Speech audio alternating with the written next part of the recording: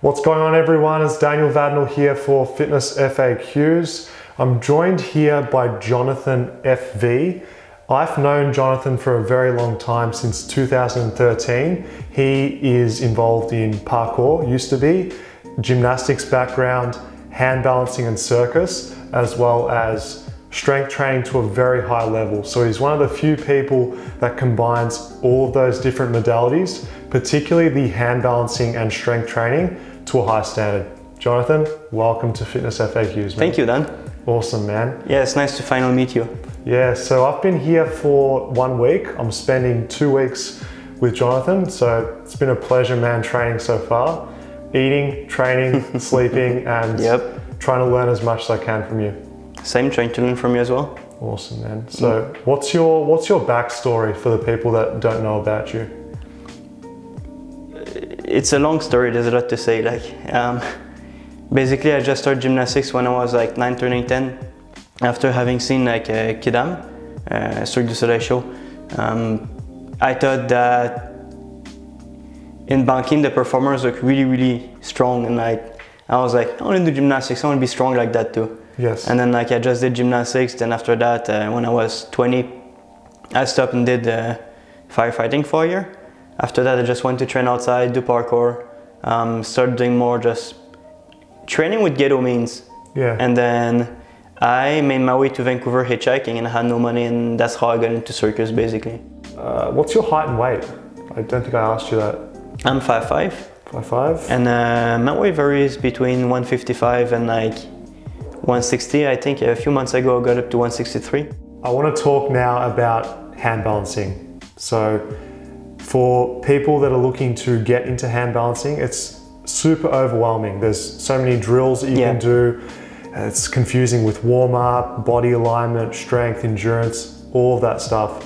If you've got someone that's new that just wants to start their handstand journey and you had to take care of them from the start, how would you go about that? Okay, first, show them how to warm up, ask them questions about the background, like see what they can do or cannot do, have they tried anything before.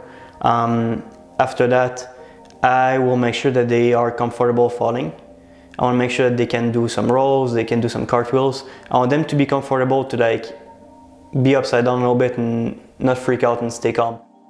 In terms of practice time, let the people know what you recommend the minimum to make improvements, or what you'd recommend if the person is super motivated to make progress. So how much is the minimum that you recommend, hours and days per week, and what's the optimal? Okay. It's really going to depend on your level. It's really going to depend on your proficiency as well. That's a sign of a good coach, someone that says it depends. Yeah. Go for it. Some people will be able to learn a handstand over time doing like once a week. And like, is it what I'd recommend? No. I think that 3 times a week or more would be better. Like if you can afford doing 3 to 6 times a week, that's probably like a sweet spot. If you can do less, well, it's better to do like a little bit every week than nothing. Yes, you'd rather see people spread out over more days as opposed to, I'm going to do handstands today for 5 hours and they do nothing else for the rest of the week. Yeah, of course.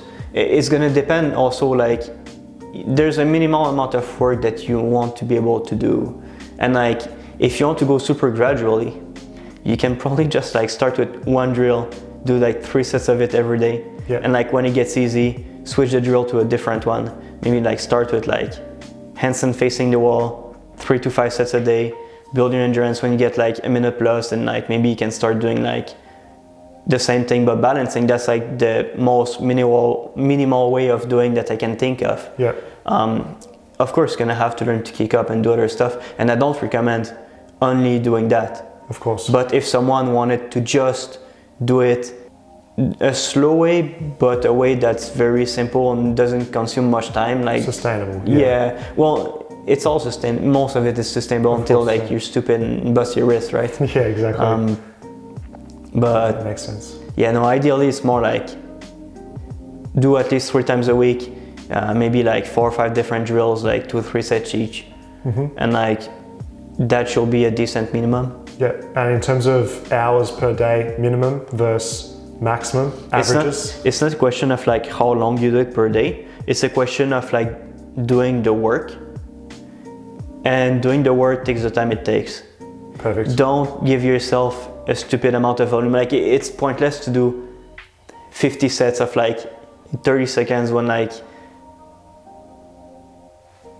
well, there's no point of doing that. So a real quality over quantity approach, I guess. Yeah, quality over quantity, and like you want to do it enough that you can feel like you're understanding things and progressing between your sets.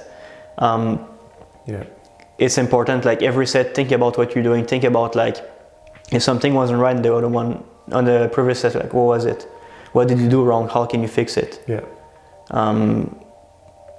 Don't do it mindlessly. Don't just blindly go into the next set frustrated about the previous one, or just trying to push it. Have a lot of thought behind what you're doing. Yeah, oftentimes too, like if you figure out that something was wrong in one set, it's okay to overcompensate on the next set a little bit to try to do the opposite just to see. Yeah. And you can find like a little bit like of a sweet spot in the middle. Perfect.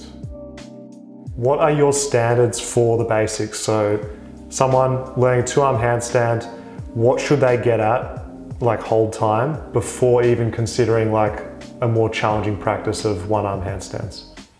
For me, it's not about necessarily the whole time. It's about how comfortable you are and like, are you able to do most things on 2 hands? Like, why would you do 1-arm handstand if all you ever done was building your balance on 2 arms? Like, there are so many more tricks you can do on 2 arms to challenge yourself than just endurance. Like flags, all that type of stuff. Sure, like there's like, I call them like posture changes. You can play with like different shapes and stuff. That's one way of challenging yourself. But how about like walking on your hands? How about climbing up and down things? How about doing pirouettes? How about like jumping a little bit? How about like doing handstands on like weird props or like weight grips? Like there's so many different aspects of your handstand that you should challenge before going to 1-arm handstand, just to know that you can adapt yourself and like you're strong in your handstand, you're strong at many different angles. Because if you only do one thing, this is so specific, and you're gonna lack control. You're not gonna be strong enough of then to just go to 1-arm. Now for the people that are watching that don't know, you do this full time, you train full time, right? I want you to let the people know what it's like to train full time, how long you've been training full time, and just, more about the experience of doing that. Okay. Well, training full time is not easy. No. I always trained a lot, both in gymnastics and on my own. Often, I used to hide in the gym to train more, but I never really had like the chance to just focus on training. And I finally was able to kind of like afford myself that chance starting in September this year, September 2018. Okay. So now it's been like, I don't know, like something like 8 months or something. Yeah, right. 7 or 8 months. Yeah. And at first, it was harder because you had to adjust to like a schedule that's pretty intense. You wake up, you eat, you train, you cook yourself dinner, you eat some more, and you go to bed. So how many hours per day of training? We'll talk about what different stuff that you do, but how many hours total? Is it like 6 hours? No, 6 hours, like I wish. That's like it would be nice. Like I'd be able to hold a job when I do that. No.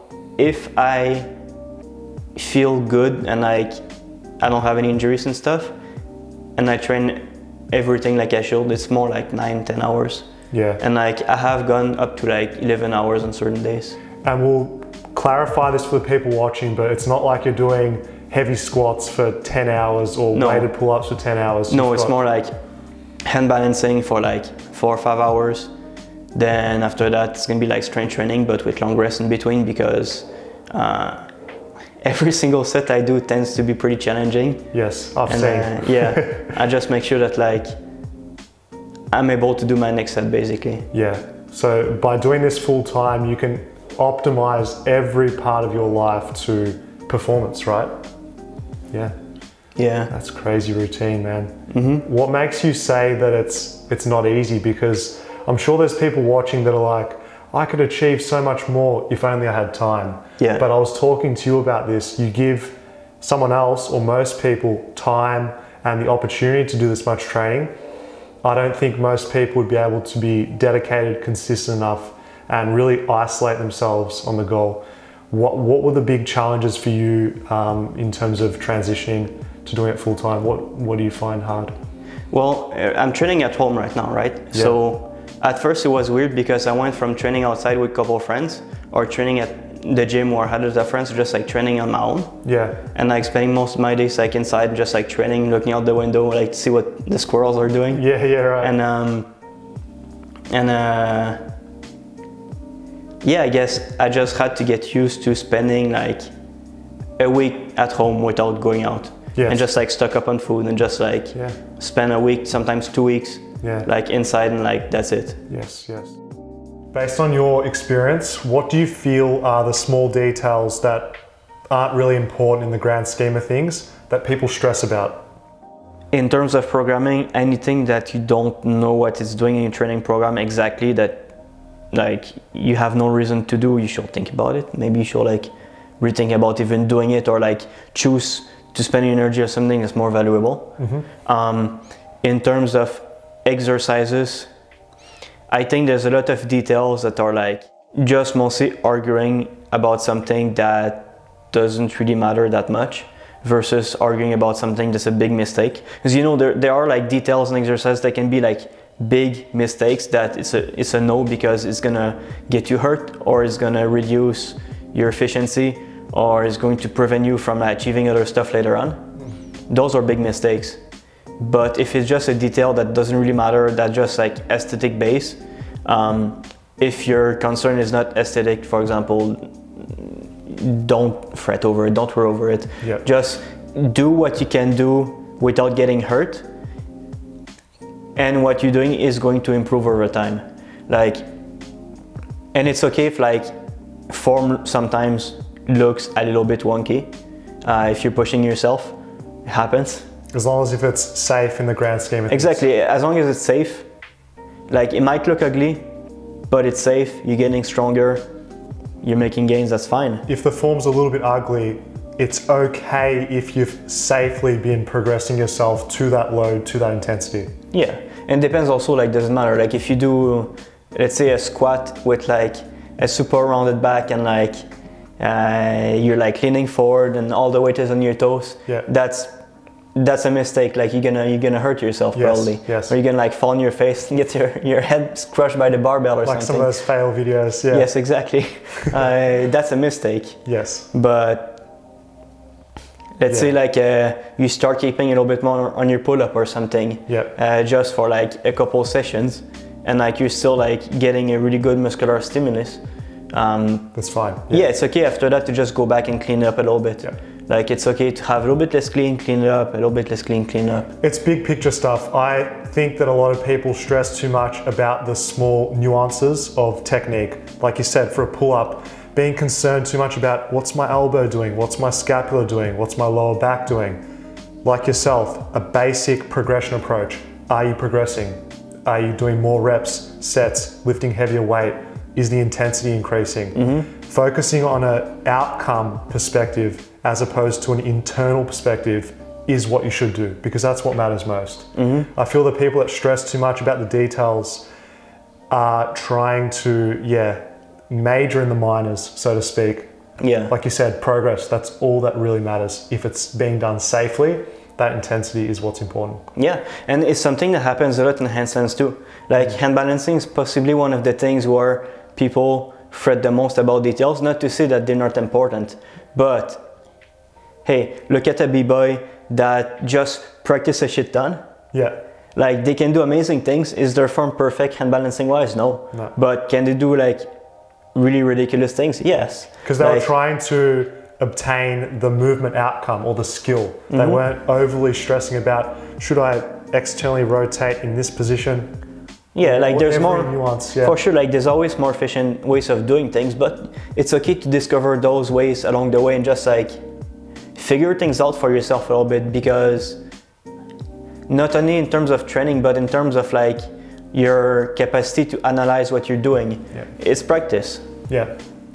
You've got to be your own teacher, your own feedback through filming yourself, looking in the mirror, and then seeing how that relates to your overall progression with your plan. Also, see how it feels. Like, are you able to do it? When I first started to learn my one-arm handstands, like sometimes I twist a little bit weird. Yeah. And like people told me like, hey, you're twisting. I was like, okay. Did I fix it right away? No. I just kept doing it because I still managed to do it in progress, and like over time, I still kept it in mind and fixed it. Yeah. But did I get anxious over it, and did I be like, oh my god, no, like I'm cuckoo, no, like I'm doing wrong. Not do the training. It's like, oh, I'll have to wait until I've got the perfect overhead mobility before I do handstands to fix that rotation. You can concurrently work on your training whilst improving your weak links. Otherwise, if you waited for the perfect opportunity to perfect your technique, you'd never be training, would you? Yeah, exactly. For me, like being able to do it is better than not being able to do it perfectly. Yeah. Kind of like you're not able to do it, but you're trying to do it perfectly, but you can't do it. I'd rather be able to do it. I agree. As opposed to a keyboard warrior that knows the perfect form and technique that's never done it in their life. Exactly, like guys like, oh, you have to squat exactly this way and that way, but then they go and they do a set of 5 with 135. And they'll critique an Olympic lifter that's lifting like just incredible loads. Exactly, but their knees are caving. They must be weak, yeah, exactly. Or you need to train more your glutes. I know, it's ridiculous, so in terms of either calisthenics or general strength training, what are an exercise, method, or approach that people tend to do commonly that you think is not the best use of their time? That I can answer easy. Okay. One of the things I see the most often is doing a million exercises for one thing.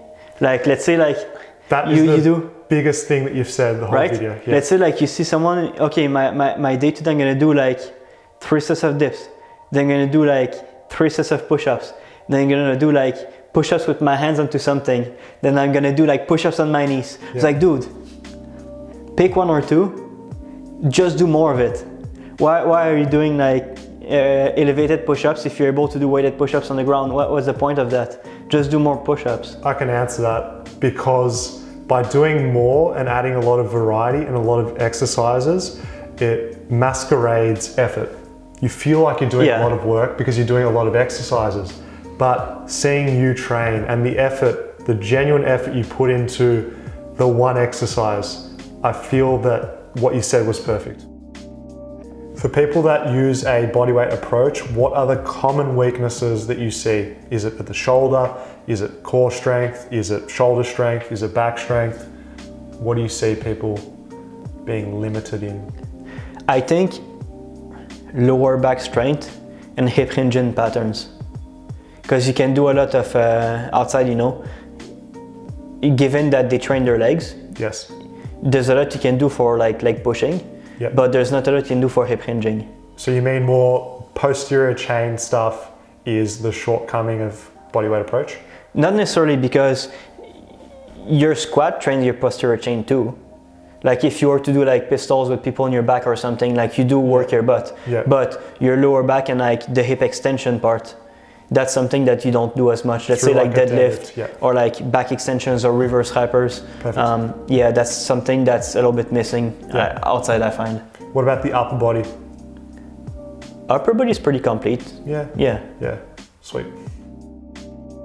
I noticed that with your training, you don't amp yourself up before a set. You don't really care what music's on. You don't care, like we said before, like what you've eaten that day, or stressing too much about little things, or having to rely on stimulants to train or things like that. You just have a plan, you do it, you try and progress, you look at the big picture of things, and you just train.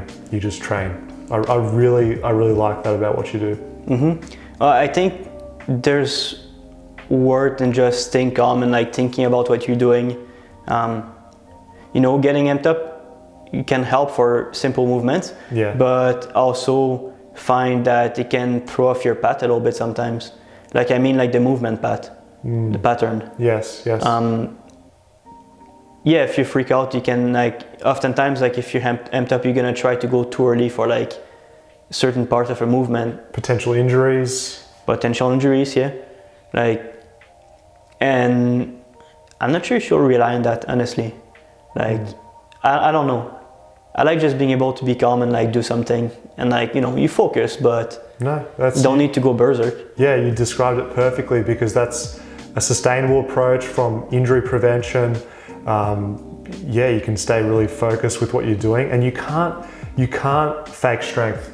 So I think a lot of the times people will get amped up because they need to go to a certain zone to do what they've got to do for the day. And seeing your philosophy behind training, it's a very structured, patient approach, and you approaching in that way means that you can do what you need to do every day. And you're not testing your strength by getting amped up. And here's the thing too, like maybe you can get amped up if you test something, but what if you do a set that's challenging? Like you do something that's challenging, and you have like 10 sets to do. That's what I'm talking about. Right? Are you going to be able to do like every single set, like be super amped up to do it? I'm talking about daily training, where this stoic approach is fantastic, because you're progressing slowly, gradually, you're less likely to get injured, you're likely to stick to your plan. The training seems more tolerable as well. Yeah, you can't expect yourself to always get amped up. Of course. It helps for recovery too. I know, yeah. What's your thoughts on motivation? Overall, in your life, you do need drive to get things done, but you can't always count on motivation. Motivation is just like, oh, you feel good that day, you get to train, nice, like enjoy it, take advantage of it. If you don't, you shut up and do it anyway. Yeah, so you've got a specific set of goals, whether you're feeling happy, sad, whatever emotion you want to throw out there, your thinking is? Well, discipline, self-discipline, and consistency trump motivation any day. Motivation happens sometimes. Yeah. Discipline is always. That's right. And I mean, if you're motivated, you have one good session, like we spoke about, one good session, what does that mean? Yeah, it's... On the big self thing, it doesn't mean anything unless you do it almost daily. Yeah. And the people that achieve greatness or, you know, high levels of strength, they're the ones that have, regardless if they're motivated, not motivated, they're stuck to their plan, stuck to their goals, and just continue with it, I guess. Yeah, you have to be stubborn. Stubborn, yeah. So I've spent 2 weeks with you, John. I'm gonna finish up this training experience, if you will.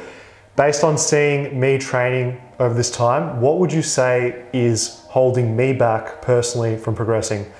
We're not gonna go into my strengths. I'm aware of what things I'm better at, but what do you feel I need to improve on? Push harder. Push harder? Yeah. In what respect? Oftentimes, you got too many reps in the tank. Like, especially when you do like, this morning I was doing a squats and I was doing like high reps, but it was gonna stop at 12 instead of 15, and I knew you had even more a bit than 15 if you really wanted to. But you're training reps, like you gotta push it more. It's not like you're doing something really intense that you might get hurt. Like your form was still very nice and you managed, even though it was hard on your cardio, you still got 3 more reps than you would have done normally, just because like I told you, keep going. 100%. And like those were good reps too. Thanks, man. Yeah, I agree with him. Yeah, it's hard to be constructively criticized, but that's what it takes to progress and grow. And for me personally, I think that the pushing harder comes to having clear goals. It's easy to get complacent if you're not very clear with what, how, and why you're doing something. If I just reframe my mindset to why I need to do more reps on the squat, then I'll put in the effort consistently to work harder and push harder on the squats, on my calisthenic stuff as well. So that's what I've really learned from you the past 2 weeks, was having that vision, clarity, goals, a simple program that you progress with over time, because then you can push. Otherwise, if you're not sure what you're doing on the day, come on, man. If we're not motivated all the time or willing to push all the time, but like you said, that doesn't matter. It's about what you want to achieve.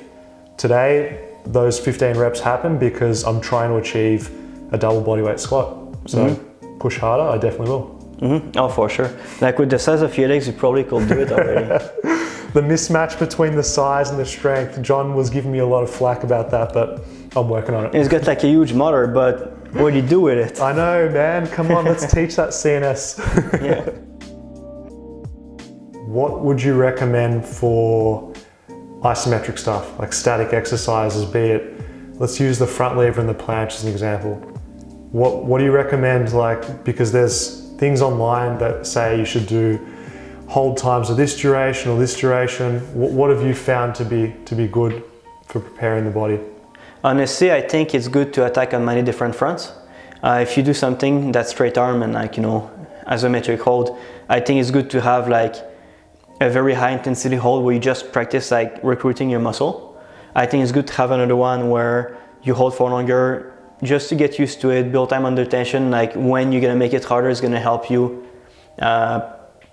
intensify the exercise with a bit more ease. And then recommend something that's isotonic, so like include movement in it just for muscular hypertrophy specific to the move you're doing. Yes. It's gonna help you improve it as well. So let's say like you're talking about a planche, maybe you can do like a straddle planche for like 5 hard seconds. If it becomes easy, maybe add a little bit of weight, or maybe get your legs closer together. Just find a way to make it a bit more intense. And then on the other hand, you can be building your tuck planche to like a minute. And then in terms of like dynamic, you know, work on your press to handstand. Maybe you can work on like L-sit to like tuck planche for reps. You know that like eccentric part of the movement is where like the most muscle tissue breaks down, and like isotonic exercises just tend to build more muscle than isometric ones. Perfect. So do a bit of all of it, just make sure you program it well. Like you said, it depends on what your goal is. If you just want to improve the static position, specific adaptation imposed demands, do that position statically, easy. So for the people watching, doing the isometric with high intensity, low duration is good. Lower intensity, long duration is good as well, mixing the two. But also doing a full range of motion with that exercise, moving the joint through its full angle that it's going to be used. And just make sure your arm stays straight if it's straight arm. What are your thoughts on training to failure versus a gradual progression approach without hitting failure? Depends on your goals. Depends on your goals. Like, it depends what part of your training you're doing. I think for something it's fine. Sometimes it's fine to train to failure. If you're trying to push your endurance, train to failure and then try to keep going afterwards, that's probably going to be good for it. If you're trying to push, if you're trying to like train purely for strength with your reps, maybe not. That's not a great idea. You have to think about what you're trying to apply it to. Yes, and whether it's strength or building muscle comes into play whether you use failure or not. So from my experience, you can get away with hitting failure on an isolation-based exercise, you know, used intelligently and sparingly. But if you're going to be failing on, you know, a weighted pull-up every session, probably not a good idea for, you know, long-term progression if strength is your goal, like we said. In terms of improving overhead strength, what are your thoughts on training the handstand push-up versus an overhead press with weights? Because you've got experience with both, having strength on the handstand push-up as well as on a weighted overhead press. When would you focus on one versus the other? Pros and cons of each. Let's talk about it. Okay. I speak about it more from a personal experience. I trained my handstand push-up pretty extensively in the past. At first I just did a lot of volume to like be able to do more reps. Then I started adding like weight in the form of a weight vest. Pretty much always like full range, like just found the ledge, got my chest to it, just pushed. Eventually I started using the weight vest and just like, even though I was adding more volume, I had really hard time adding any reps. Yep. And I failed a couple trainings in a row. And I thought maybe it would be a good idea to just give overhead press a shot just for like varying it a little bit. Yeah, some raw movement pattern, but not totally. And when I tried the overhead press, I was pretty disappointed. With like how many reps I got with how much weight. It was not good. Because relative to how strong you were with handstand push-up, moving X pounds or kilos of your own body weight, compared to the overhead press, where was it?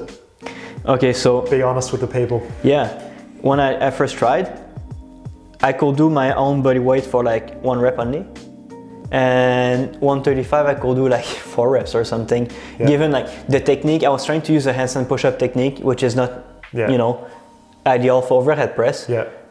But still, it was not as good as I thought. I thought maybe eventually if I can get to a bunch of reps with like 40 pounds weight vest, then like I'd be like pressing like 200 plus pounds. But it's not the case. No way.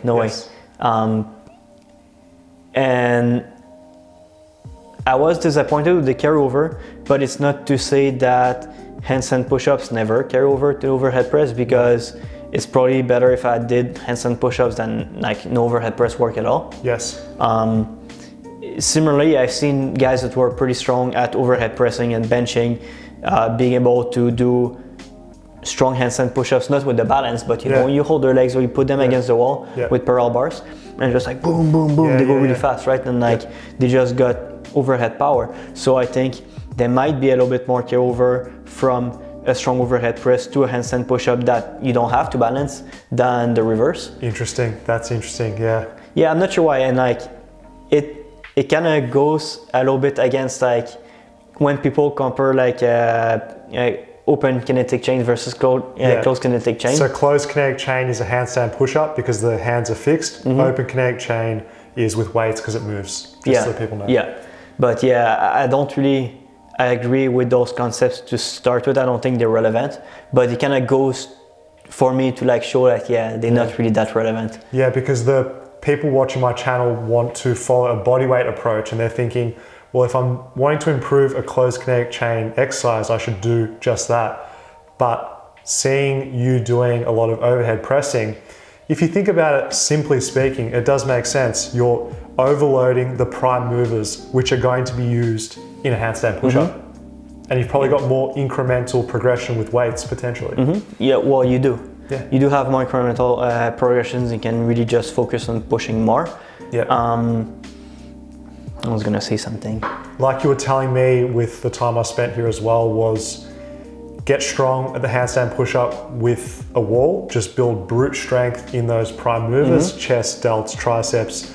Then if you want to do the freestanding handstand push-ups, you've got a handstand, you bring it together, you practice freestanding handstand push-ups to demonstrate the strength. So that's where someone that's done a lot of overhead press, if they got really strong at that, then they practice their handstand and then practice handstand push-ups with balance, would be able to do that quite well because they brought the two skill sets together and they've got the muscle mass to support that. I think that doing one doesn't prevent doing the other.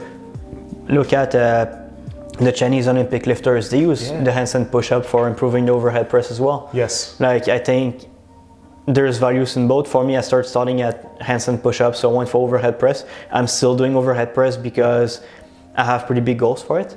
And I'm looking forward to going back eventually to more handstand push-ups to see how it's gonna carry over. For sure, it's gonna be like, it's gonna take some time to adapt to it because I've been doing easy press, easy press and like overhead press for maybe like 2 years now. And by the time I'm gonna get my goal, I'm gonna go back to handstand push-ups. It's gonna make like many years since I've done handstand push-ups. Unless I perform them or something. So it's gonna take some getting used to as well, but they should be pretty good carryover to it. And I want people to know as well, because they might not get this impression, is to focus on one at a time. Just if you're doing handstand push-ups and you see this video, oh yeah, overhead pressing's got value, don't do handstand push-ups and overhead press in the same session. That's what I got from you. You've got to choose one, really focus on that as your prime building exercise, and try not to do everything at once. The only exception for that, I think, would be if you could use one of them as fallback set. Yeah, as more of an That's assistance exercise, Yeah. but not trying to really focus on improving. Yeah, both exactly. at the You same won't time. be doing like both for strength on the Yes. same training. Yes. That's not a good idea. Yeah. But you could do one for low reps, one for high reps, for example. But yeah, that's again up to your programming. I think we'll wrap it up. We'll keep it there. I appreciate spending this week with you, man. I've Same. had my eyes opened up in a lot of different things, learning a ton of stuff from you. I'm sure the people that watch this, if they go ahead and check out your stuff, are going to see a style of training that's very productive. It's no BS, straight to the point, intense, and it works. So, Yeah. thanks, man. Thanks, Dan. No worries. Pleasure.